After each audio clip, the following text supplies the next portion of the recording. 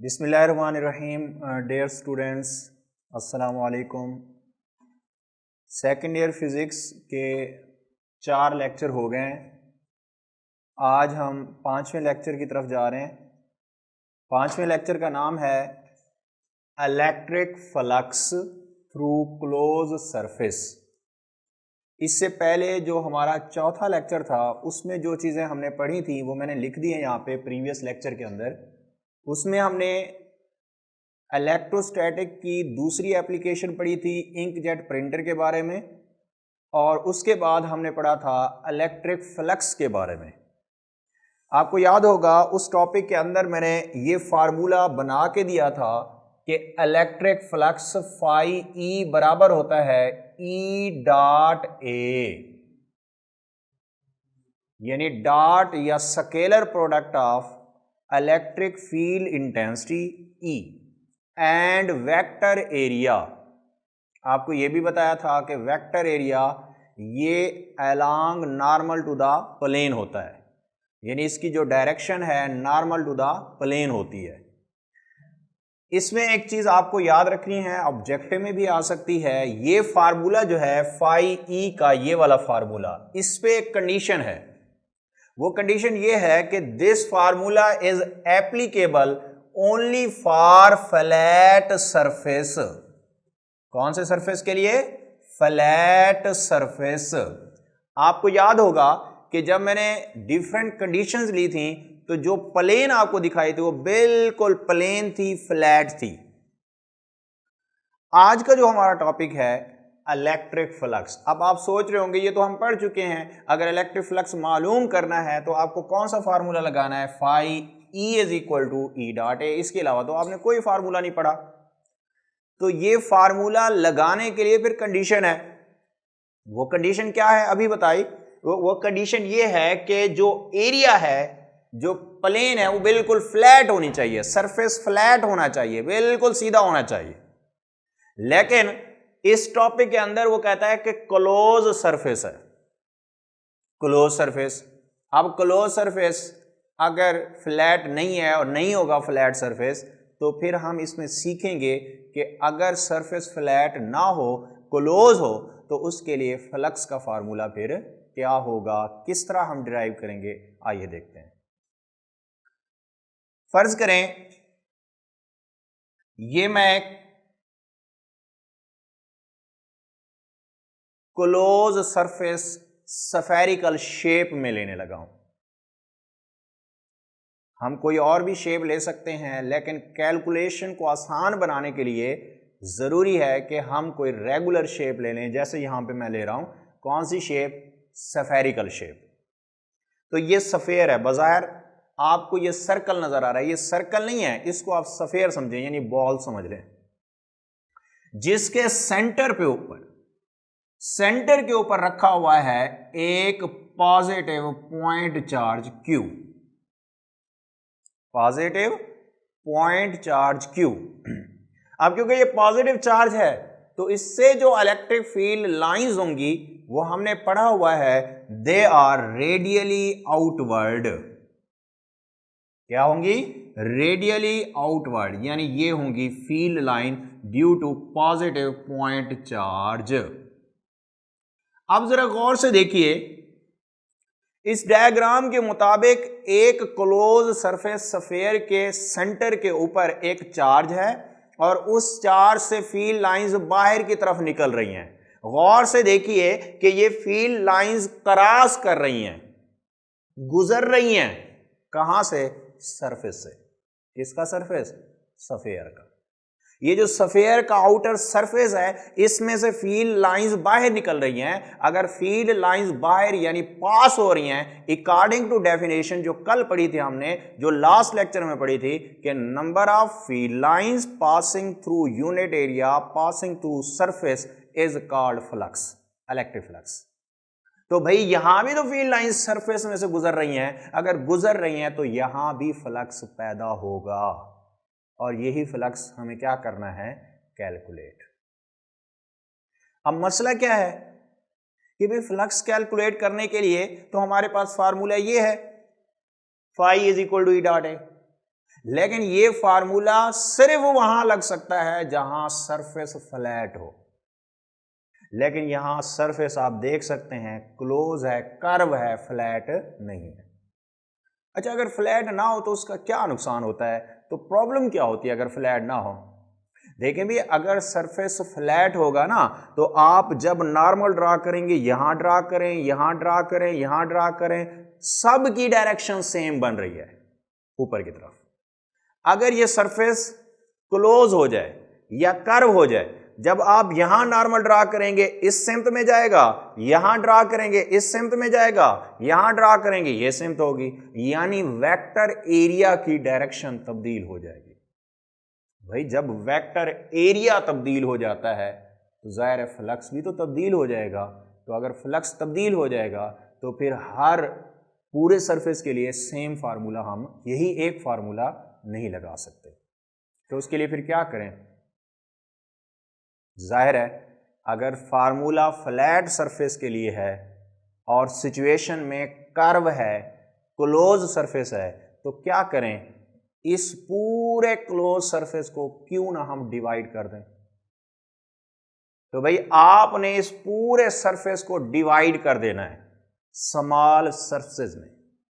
अब सवाल आएगा कितने स्मॉल? इतने स्मॉल हों कि हर सरफेस बिल्कुल फ्लैट हो जाए। मसलन आप अगर जमीन पूरी को देखें तो ये पूरी जमीन आपको कैसी नजर आ रही है? स्फेरिकल। लेकिन अगर जमीन का कुछ टुकड़ा देखें तो क्या वो आपको कर्व नजर आएगा? नहीं, बिल्कुल फ्लैट नजर आएगा। तो बिल्कुल ऐसे ही पूरे स्फीयर को देखेंगे तो ये कर्व है, लेकिन आप अगर स्फीयर के टुकड़े कर लेंगे छोटे छोटे तो वो फ्लैट हो जाएंगे। हमारा मसला हल हो जाएगा, हम हर टुकड़े पे अलहदा अलहदा फार्मूला लगा के टोटल फ्लक्स फिर कैलकुलेट कर सकते हैं। तो अब इसकी मिसाल बिल्कुल ऐसे है जैसे आपने फुटबॉल देखी होगी। फुटबॉल के ऊपर जो है वो बॉक्स बने होते हैं डिफरेंट कलर के, ब्लैक और वाइट जो है आमतौर पे होते हैं। तो अगर आप उस एक बॉक्स को देखें, एक टुकड़े को देखें तो वो फ्लैट होगा, पूरी बॉल को देखेंगे तो वो क्या होगा? कर्व होगा। तो हम भी यहाँ पे ऐसा ही कुछ करने जा रहे हैं कि भाई ये जो स्फीयर है इसके हम टुकड़े स्मॉल एलिमेंट्स में डिवाइड करने जा रहे हैं। जरा गौर से देखिए, एक एलिमेंट ये हो गया,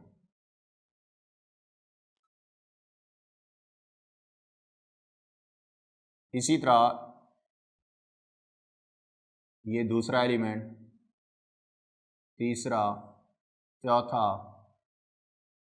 डिफरेंट एलिमेंट्स में इनको डिवाइड कर लेते हैं।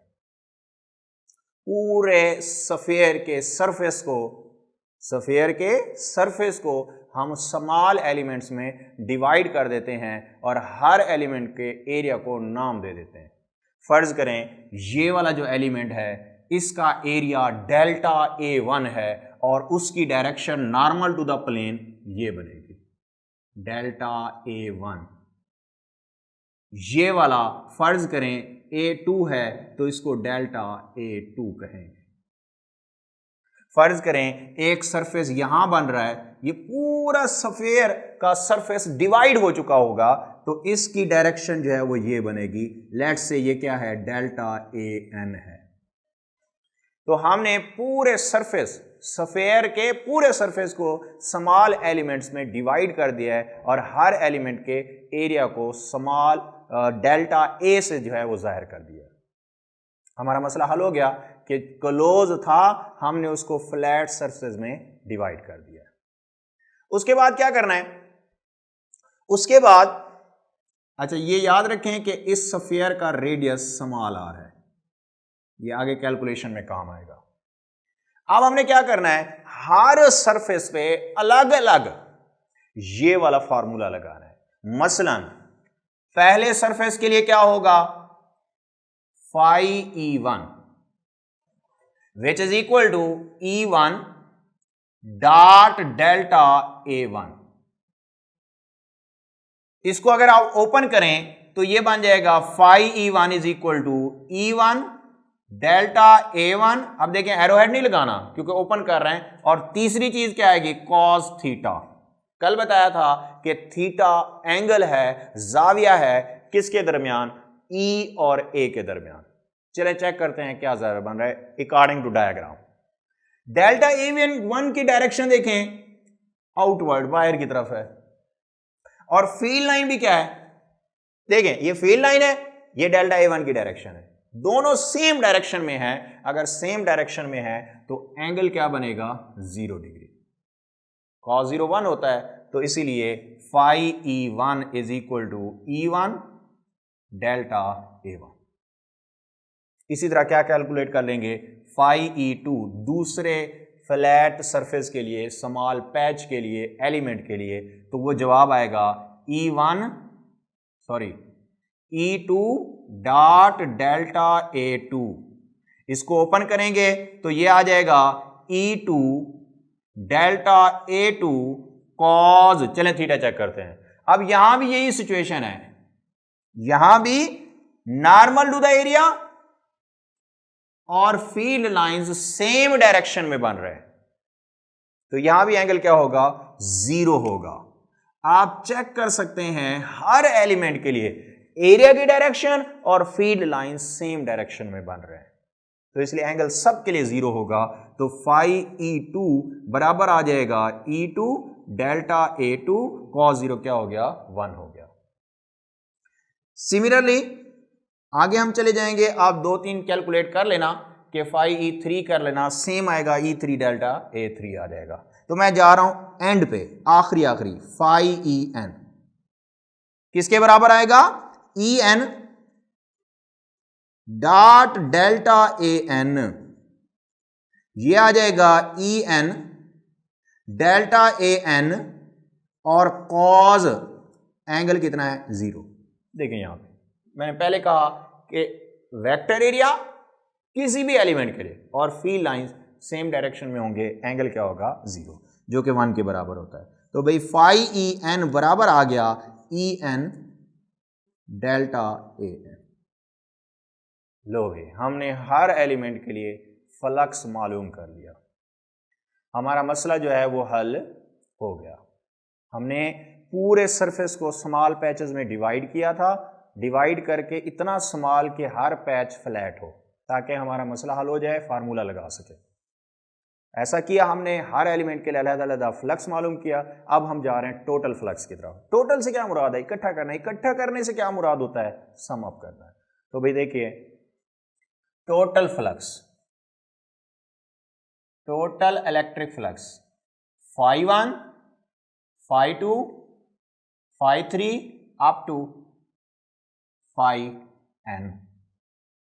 वैल्यूज पुट करें, total electric flux is equal to, इसकी जगह ये कैलकुलेट किया हुआ हमने E1 डेल्टा A1, दूसरे के लिए E2 डेल्टा, तीसरे के लिए E3 delta A3। E1 delta A1 plus E2 delta A2 plus up to En delta AN। इसको आप क्या नाम दे दें, इक्वेशन 1 का नाम दे दें। इसको मैंने फिलहाल यहां पे रोक दिया है। अब मैं आपको बताने जा रहा हूं कि ये जो फील्ड है, इलेक्ट्रिक फील्ड इंटेंसिटी है, इसका फार्मूला है ड्यू टू पॉइंट चार्ज। जब हमने टॉपिक पढ़ा था इलेक्ट्रिक फील्ड, तो उसमें मैंने आपको एक फार्मूला प्रूव करके दिया था, electric field intensity due two point charge, और वो ये फार्मूला था, एज वी नो दैट, हाँ जी क्या जानते हैं कि जो E है इलेक्ट्रिक फील्ड इंटेंसिटी है, उसका फार्मूला है 1/4 pi epsilon naught Q over R square. ये याद होगा, ये प्रूव किया था मैंने, इसे कहा था electric field intensity due two point charge, और ये फार्मूला आया था। अब जरा इस फार्मूले को गौर से देखिए। इस फार्मूले के मुताबिक electric field intensity due two point charge depends on value of charge, और हमारी इस सिचुएशन में चार्ज सेम है, हर एलिमेंट के लिए चार्ज क्या है सेम। और दूसरी चीज क्या है आर क्या है, आर उस सरफेस का या उस पॉइंट का चार्ज से डिस्टेंस है। चार्ज कहां है सेंटर पे, और एलिमेंट कहां है सरफेस के ऊपर। ये तो सबको पता है कि सरफेस का सेंटर से फासला क्या होता है, बराबर, जिसको रेडियस कहा जाता है। तो अब रेडियस यानी डिस्टेंस भी सेम है हर एलिमेंट के लिए, चार्ज भी सेम है हर एलिमेंट के लिए, तो ये तो वैसे कांस्टेंट है। तो इसका मतलब क्या हुआ कि इलेक्ट्रिक फील्ड इंटेंसिटी यानी E हर एलिमेंट के लिए, चाहे वो डेल्टा A1 हो, डेल्टा A2 हो, डेल्टा A3 हो, डेल्टा AN हो, हर एलिमेंट के लिए फील्ड क्या होगा, सेम। भाई अगर सेम ही है तो फिर क्या जरूरत है E1, E2, E3, En नाम देने का, इसको सिंपली हम क्या नाम दे दें, E। तो यहां मैं लिख रहा हूं due to spherical symmetry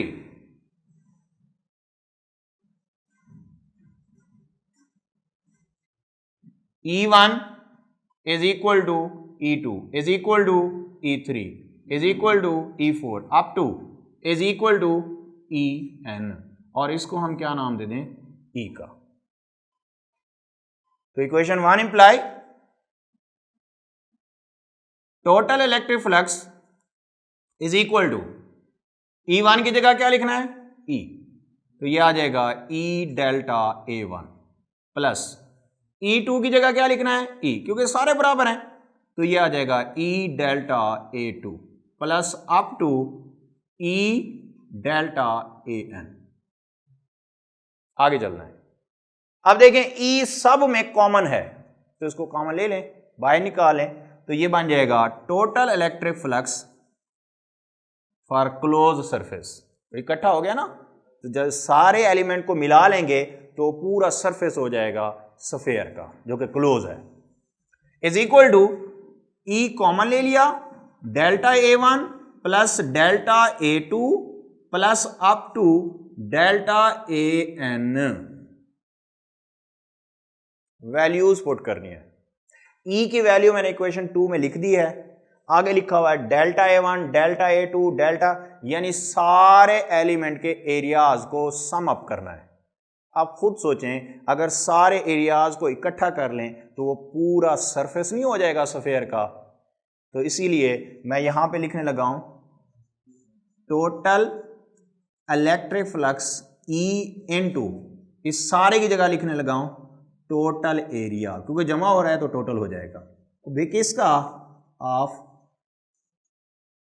sphere, sphere का टोटल एरिया। वैल्यूज पुट करें, total electric flux is equal to E की जगह ये लिखा हुआ है 1/4 pi epsilon naught Q over R square, और टोटल एरिया ऑफ स्फीयर अगर नहीं पता तो ये आपको याद रखना होगा फार्मूला, और फार्मूला है स्फीयर के एरिया का, जिस तरह आपने सर्कल का याद किया हुआ है पाई R स्क्वायर। इसका क्या होता है, इसका होता है 4 पाई R स्क्वायर। ये आपको याद रखना है कि स्फीयर का एरिया का फार्मूला होता है 4 पाई R स्क्वायर। सिंप्लीफाई करें, 4 पाई से R स्क्वायर से कैंसिल, तो बाकी जवाब क्या आया कि total electric flux close surface के लिए क्या जवाब आया, Q ओवर एप्सिलॉन नॉट। ये है भी answer, electric flux for close surface. तो क्लोज सरफेस के लिए Q ओवर एप्सिलॉन नॉट। तो दो फार्मूले मिल गए आपको, कौन कौन सा, E डॉट A वाला जो कि फ्लैट सरफेस पे अप्लाई होगा, Q ओवर एप्सिलॉन नॉट जो कि क्लोज सरफेस पे अप्लाई होगा। तो इस फार्मूले से आपको दो ऑब्जेक्टिव मिल रही हैं कि electric flux for close surface depends on value of charge और नेचर ऑफ मीडियम। इस फार्मूले में कहीं भी आपको नजर नहीं आ रहा कि भाई स्फीयर इस शक्ल का होगा तो ये फार्मूला है, यानी ये शेप, ये ज्योमेट्री पे डिपेंड नहीं करता। Electric flux for close surface is independent of geometry और shape of surface and depends on value of charge and medium, nature of medium